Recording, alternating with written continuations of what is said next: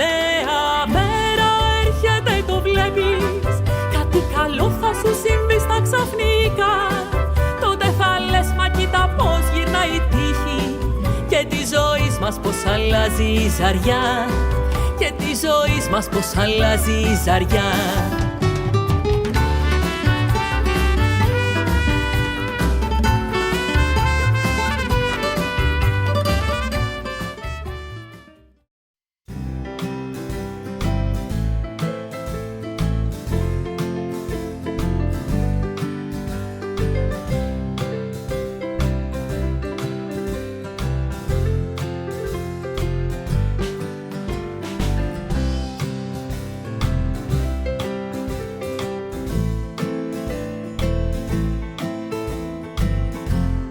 Κυρίες και κύριοι, γεια σας! Βρισκόμαστε στο Λιτόχωρο, στους πρόποδες του Ολύμπου. Και επειδή ρε φίλε δεν μπορούμε να τα ξέρουμε όλα για τον Όλυμπο, πάμε να μάθουμε τα πάντα. Δεν ας πούμε τώρα, σε λίγο. Φύγαμε.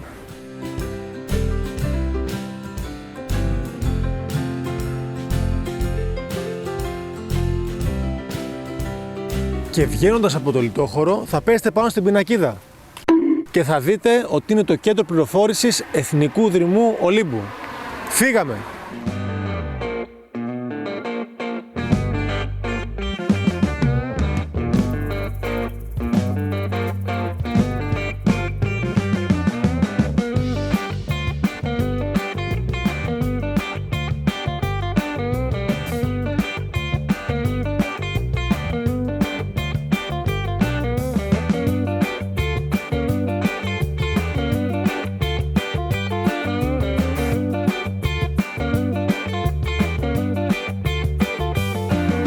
Ναι, λοιπόν, φίλες και φίλοι, είναι αλήθεια. Φτάσαμε στο κέντρο πληροφόρησης Εθνικού Δρυμού Ολύμπου. Olympus National Park Information Center. Oh my god. Oh my god.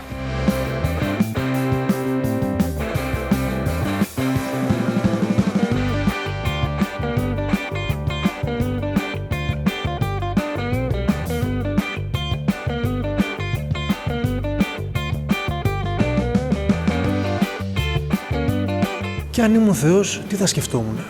Θα το δημιουργούσε όλο δικό μου αυτό εδώ πέρα, θα έβαζα εδώ πέρα σπιτάκια, θα βάζα εδώ πέρα μαγαζάκια, θα βάζα εδώ πέρα, θα έκανα κανένα παρτάκι, από εδώ πέρα καμιά εκδήλωση. Όλα δικά μου θα ήταν.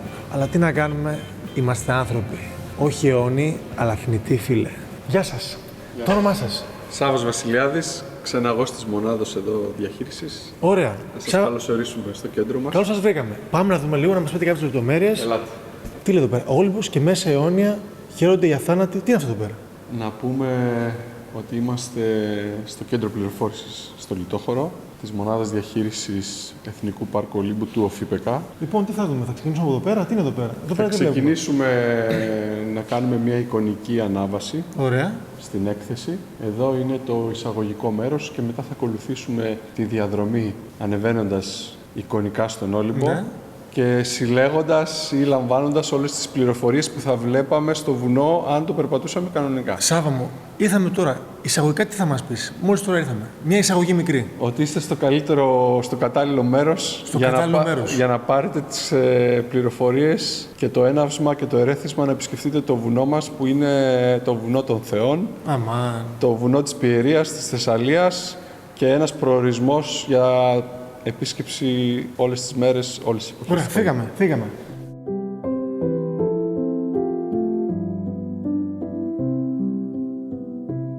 Ξεκινάμε την ξενάγηση. Ωραία, τέλεια. Περιήγηση. Παρουσιάζουμε τις πύλες εισόδου, ενδεικτικά 2 σημεία από τα πολλά πρόσβασης, καρδιά και φυσικά το Λιτόχωρο, όπου καταλαβαίνουμε πόσο άρρηκτα δεμένο είναι το χωριό με το βουνό, πώς φαίνονται οι κορυφές, ο Μύτικας, το Στεφάνι, το φαράκι του Ενιπέα, πώς ήταν πριν από 100 χρόνια περίπου, το 100 χρόνια που το φωτογράφησε ο Μποϊσονά, και τα εργαλεία που βοηθούν τον επισκέπτη να πάρει τις πληροφορίες. Εδώ έχουμε ένα τάμπλετ στο οποίο έχουμε περιγραφεί των 20 κύριων μονοπατιών του Ολύμπου. Είναι τα μονοπάτια του Ολύμπου εδώ πέρα. Στα οποία μπορούμε να επιλέξουμε να πάρουμε πληροφορία για τη διάρκεια, την υψομετρική διαφορά, το βαθμό δυσκολίας, το μήκος, τη σήμανση και Να, έχουμε. Και να δεις δηλαδή σε 360 μορφή από πάνω πώς είναι αυτό είναι μύτικας. Ναι,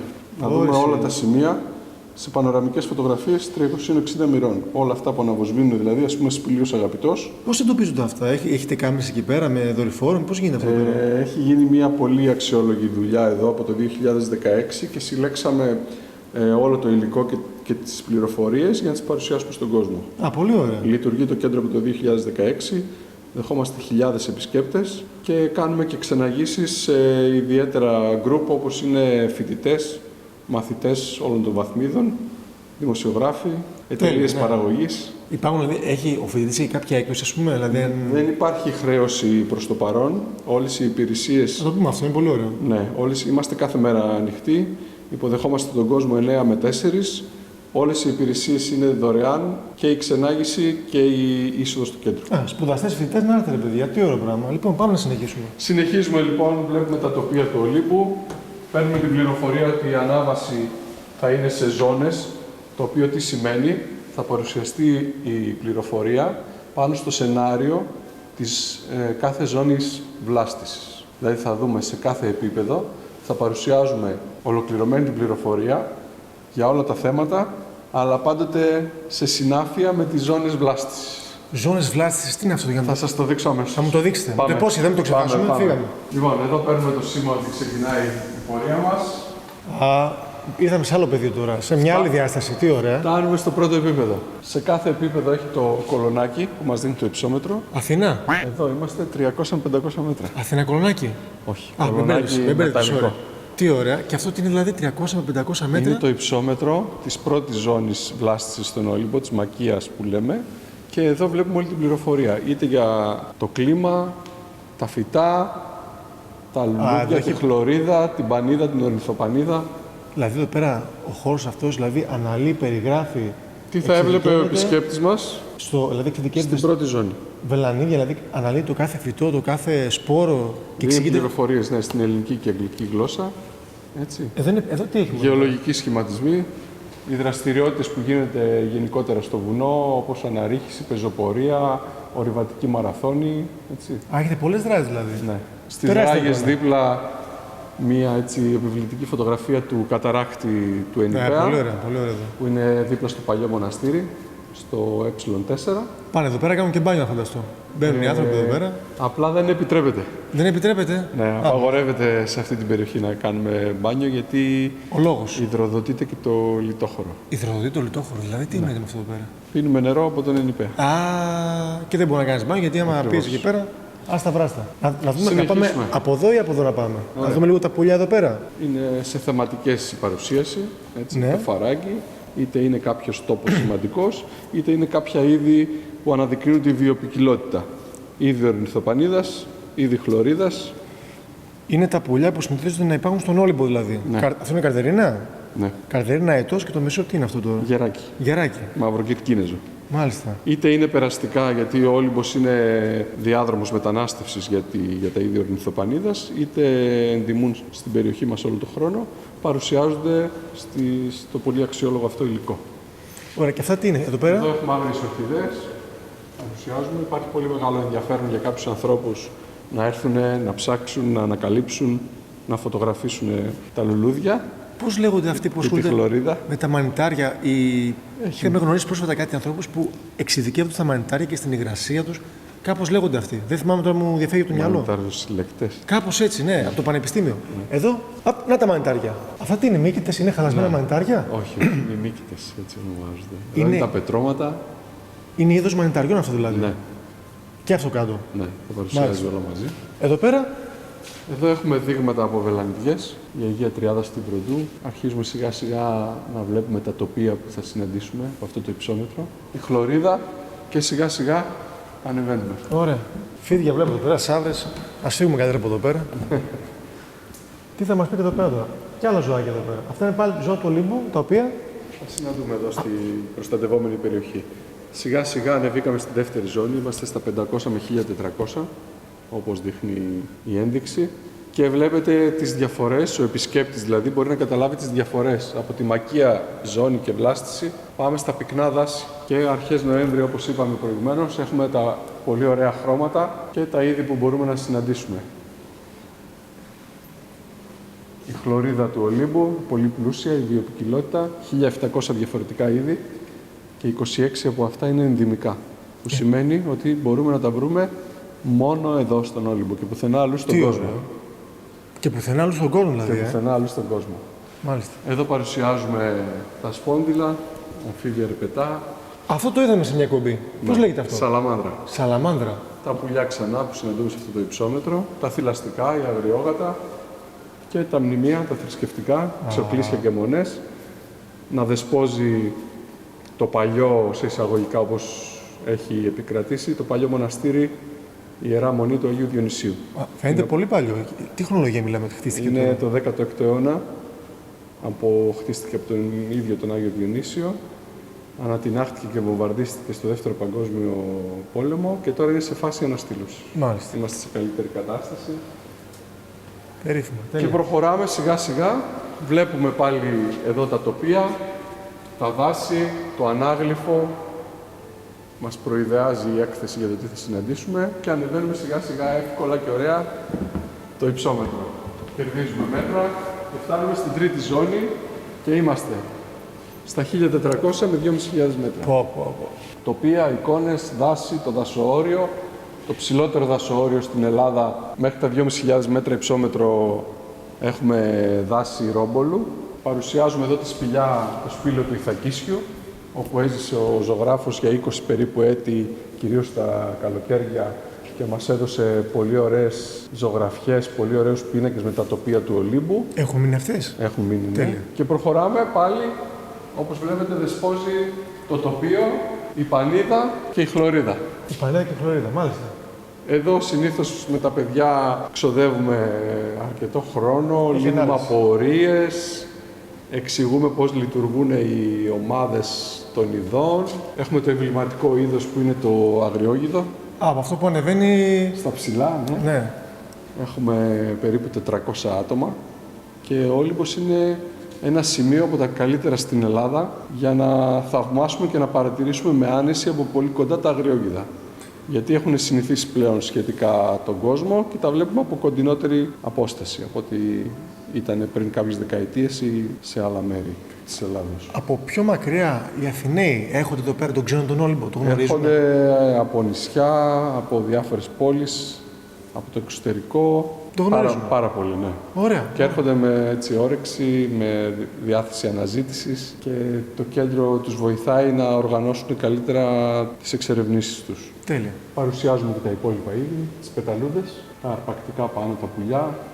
Εδώ πάλι τα είδη και μπορούμε να συνεχίσουμε. Ωραία. Ερπετά, αυτό που είπαμε και τα δασοόρια, ζώνη του Ρόμπολου, 2.500-2.600 μέτρα υψηλότερο δασοόριο, τα είδη χλωρίδας, έτσι, για όλες τις εποχές. Και φυσικά τα εργαλεία εδώ που έχουμε, στα οποία ο επισκέπτης μπορεί να βρει, ας πούμε, το συγκεκριμένο έχει ήδη ορνηθοπανίδας και μπορεί με τα ακουστικά κάποιος να ακούσει τις φωνές και τα καλέσματα του κάθε είδους. Αν θέλεις, να το ακούσουμε. μπορείς να το δοκιμάσεις. Πρώτη φορά βλέπω ακουστικό να φοράει ακουστικό. Μικρόφωνο να φοράει ακουστικό και λέω... Τα είδη εδώ πέρα, έτσι πάλι, τα πουλιά του Ολύμπου, η θεματική και συνεχίζουμε. Ωραία. Μια ερώτηση. Παρακαλώ. Έχει ανακαλυφθεί ο Όλυμπος? Εγώ πιστεύω δεν έχει ανακαλυφθεί. Θα συμφωνήσω και εγώ μαζί σου. Οπότε περιμένουμε τους επισκέπτες να έρθουν να τον εξερευνήσουν. Πόσο μεγάλος είναι αυτός ο Όλυμπος, δηλαδή? Δεν είναι πολύ μεγάλος, αλλά λόγω αναγλύφου έχει πολλά φαράγγια, πυκνά δάση. Λέγαν κάτι, θα σου πω ένα τώρα τρελό. Λέγαν υπάρχουν νεράιδες, υπάρχουν ξωτικά. Αυτά ισχύουν ή είναι όλα παραμύθια? Μένει να το ψάξουμε. Μένει να το ψάξουμε. Πριν μας ψάξουν εμάς και μας γίνουμε φίλοι όλοι μαζί. Έτσι. Για πάμε. Λοιπόν, τα τοπία, τα ζώα στα μεγάλα υψόμετρα, πάλι εδώ το αγριόγιδο, στα υπαλπικά λιβάδια. Ανθρώπινα πατήματα στις κορυφές των θεών. Τι γίνεται με τους θεούς? Εκκλησάκι με το μεγαλύτερο υψόμετρο στην Ελλάδα, προφήτης Ηλίας, όπου κάθε χρόνο γίνεται και η λιτανία και η λειτουργία στη γιορτή του. Και εδώ χαρακτηριστικά οι κορυφές. Ένα πολύ καλό σημείο για να καταλάβει κάποιος ή κάποιοι από όλους τους επισκέπτες που στοχεύουν. Ο Μύτικας, η σκάλα, οι διαδρομές, τα ζωνάρια, τα καταφύγια και όλες οι προσπάθειες που έγιναν στο πέρασμα των αιώνων για τη χαρτογράφηση του βουνού. Εδώ έχουμε εργαλεία που παρουσιάζουν τη χλωρίδα του Ολύμπου. Αλλά έχει συμβάλει πολύ τεχνολογία με το να βοηθήσει τη φύση. Προσπαθούμε να τα συνδυάσουμε. Ναι. Ναι, γιατί παλιά υπήρχαν μόνο φωτογραφίες, δεν έχει τόσο πολύ εξειδικευμένη τεχνολογία. Είναι πιο βιωματικό τώρα και προσπαθούμε η επίδραση να είναι πιο ισχυρή, πιο δυνατή, Ωραία. το ερέθισμα. Και στο τελευταίο κομμάτι ανεβαίνουμε στις κορυφές του μύθου, όπου παρουσιάζουμε την πρώτη επίσημη ανάβαση που έγινε το 1913. Από τον Μποϊσονά, τον Μποβί και τον Χρήστο Κάκαλο. Αυτή είναι η πρώτη που είχαν ανέβει στο 2 Αυγούστου του 1913. 1913. 100 και χρόνια και έτσι κάποιες χρονολογίες και γεγονότα που ήταν ορόσημα και σταθμοί στην πορεία, στην πρόσφατη ιστορία, ας πούμε. Γίνεται η πρώτη μοναχική ανάβαση στο Μύτικα από τον Γιώργο Κωνσταντάκο. Το 1920. Εδώ η σκάλα που έχει επικρατήσει να ονομάζεται και Κακόσκαλα. Κακόσκαλα. Γιατί μετά από εκεί αρχίζουν έτσι λίγο τα πράγματα να είναι πιο απαιτητικά για την ανάβασή μας. Πρέπει να είμαστε προσεκτικοί. Και με τους καιρούς. Γιατί γίνονται και αρκετά ατυχήματα και αλλάζει και πολύ γρήγορα, όπως είπες, αλλάζουν οι καιρικές συνθήκες. Έχει και πάγο εκεί, κολλάει και όλες, μπορεί να... Και κάπου εδώ ευχαριστούμε τους επισκέπτες μας, ζητάμε τη γνώμη τους, τα σχόλιά τους, τις ερωτήσεις τους και αφού τελειώσουμε τη διαλογική συζήτηση πηγαίνουμε συνήθως στο πρώτο κομμάτι όπου υπάρχει μια 3D προβολή. 3D. Σας δίνουμε ειδικά γυαλιά και για 5 λεπτά υπάρχει αυτή η προβολή. Αυτό μπορούμε να το δούμε τώρα, δηλαδή. Εννοείται. Φύγαμε. Το καλύτερο. Καλά είναι. Καλώς ήρθατε στον Όλυμπο, ένα βουνό παγκόσμιο σύμβολο, διεθνώς διάσημο για τη σπουδαιότητα της φύσης του.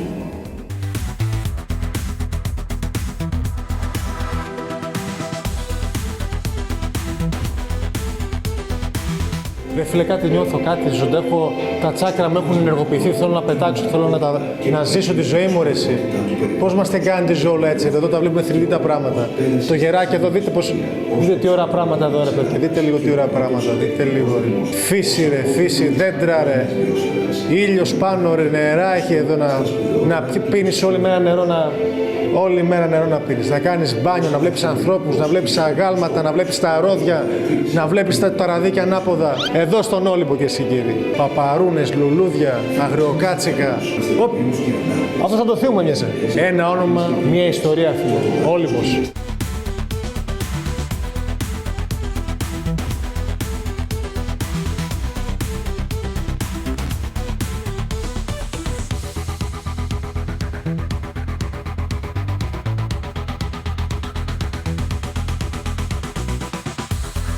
Όλυμπος. Κι μέσα αιώνια χαίρονται οι αθάνατοι. Αλλά μέχρι το επόμενο επεισόδιο μην είστε συντονισμένοι, παιδιά.